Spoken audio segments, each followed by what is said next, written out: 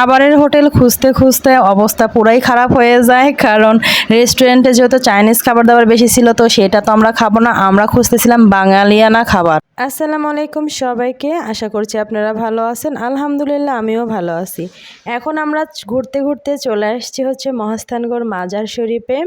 আর যে জায়গাগুলো দেখতেছেন টাইলস করা, আগে কিন্তু এই জায়গাগুলো টাইলস করা ছিল না, সম্পূর্ণ মাটির ছিল, মানে কাঁচা ছিল। এখন পরিবেশটা অনেক সুন্দর হয়েছে, একদম পরিষ্কার পরিপাটি আর বিশাল বড় বড় পুরাতন এখানে কিছু গাছ। এই মাজারকে একদম সুন্দরভাবে ছায়া দিয়ে রেখেছে। এখানে হচ্ছে শুক্রবার করে সবচেয়ে বেশি ভিড় হয়, তবে আমরা যেহেতু শুক্রবারে যাই নাই, অন্য দিনে গিয়েছি, এজন্য লোকজনের আনাগোনা অনেক কম, তারপরেও ভালোই ছিল। তো যাই হোক, এইখানে পুরোটুক জায়গা যে এরকমভাবে টাইলস করেছে এটা আমি আগে জানতামই না, এবার এসে দেখতেছি। আর হচ্ছে এটা ছিল মাজার শরীফের গেট আর কি, বড় গেট, অনেক উঁচু ছিল গেটটা। আর ওই যে দেখা যাচ্ছে একটা ঘরের মতো, ওটা অনেক উঁচু একটা ঘর, ওর ভিতরে ছিল মাজার। তো যাই হোক, আমি ওইদিকে আর যাই নাই, এইদিকে চলে আসছি। তো এই জায়গাটা আমার কাছে খুবই ভালো লেগেছে, পুরাটুক টাইলস করে এবং এত সুন্দর ঠান্ডা ছিল। আর মহাস্থানের এই মাজারটা কিন্তু শহর থেকে অনেক উঁচুতে, তো এই জায়গাটাতে খুব ভালো লাগতেছিল, কারণ অনেক ঠান্ডা ছিল, বাতাস ছিল, যেহেতু এটা শহর থেকে অনেক উঁচুতে উঠে আসতে হয় আর কি। তো এই সিনারিটা আমার কাছে খুবই ভালো লাগতেছিল, তবে দাম অনেক বেশি ছিল। আর এটা ছিল হচ্ছে মাজারের মেলা, যেখানে সবসময় মেলা লেগেই থাকে, প্রচুর দোকানপাট এখানে আছে। এই যে লতাপাতা, ঘর সাজানো, যা নেওয়া যায় আর কি নিতে পারবেন আপনারা এখানে আসলে, তবে অনেক দাম এখানে। সচরাচর হচ্ছে মার্কেটের দোকানগুলোর থেকে এখানের দাম এমনিতেই বেশি। তারপরেও জিজ্ঞেস করতেছিলাম, সবগুলোরই প্রাইস করে নিচ্ছিলাম, যদিও একটাও নেই নাই, কারণ ঘর সাজানো জিনিস দেখলে মেয়েদের তো এমনিতেই লোভ হয়, মনে হয় নেই। তবে যেহেতু এসব জিনিস অন্য অন্য দোকানেও পাওয়া যায় রিজনেবল প্রাইজের মধ্যে, সো এখানে এত টাকা দিয়ে নেওয়ার কোনো প্রশ্নই ওঠে না।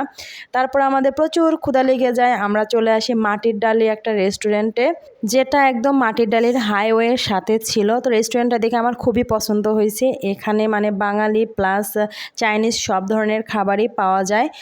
তো যাই হোক, এখন আমরা ভিতরে ঢুকে গেলাম যে বাঙালি কিছু খাবারের অর্ডার দিব। ঘুরতে ঘুরতে প্রচুর টায়ার্ড হয়ে গেছি আমরা, ক্ষুধাও লেগে গেছে রীতিমতো।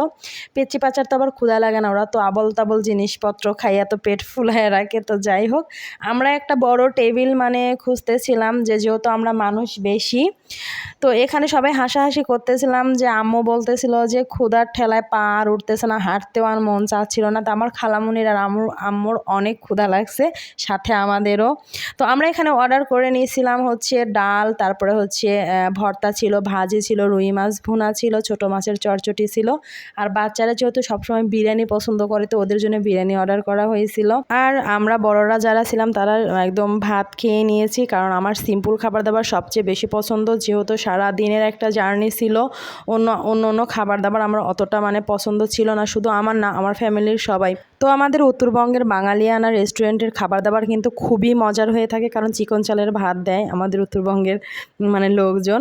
তো যাই হোক, আমি তো কখন রুই মাছ ভুনা আসবে আর কখন ছোটো মাছের চটচটি আসবে, এগুলোর জন্য আমি আর ওয়েট করি নাই, আমি শুধু ডাল ভর্তা ভাজি দিয়ে একদম তৃপ্তি সহকারে খেয়ে নেই।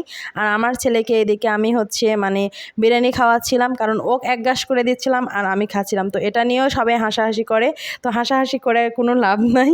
এদিকে আমার খালামণিও দেখতেছিলাম ভর্তা নিয়ে খাওয়া শুরু করে দিছে, কারণ ভর্তা ভাজিগুলো এতটা টেস্ট ছিল, আলহামদুলিল্লাহ অনেক তৃপ্তি সহকারে খাইতে পারছি, কারণ খাবারগুলো অনেক মজার ছিল। আল্লাহ হাফেজ সবাইকে।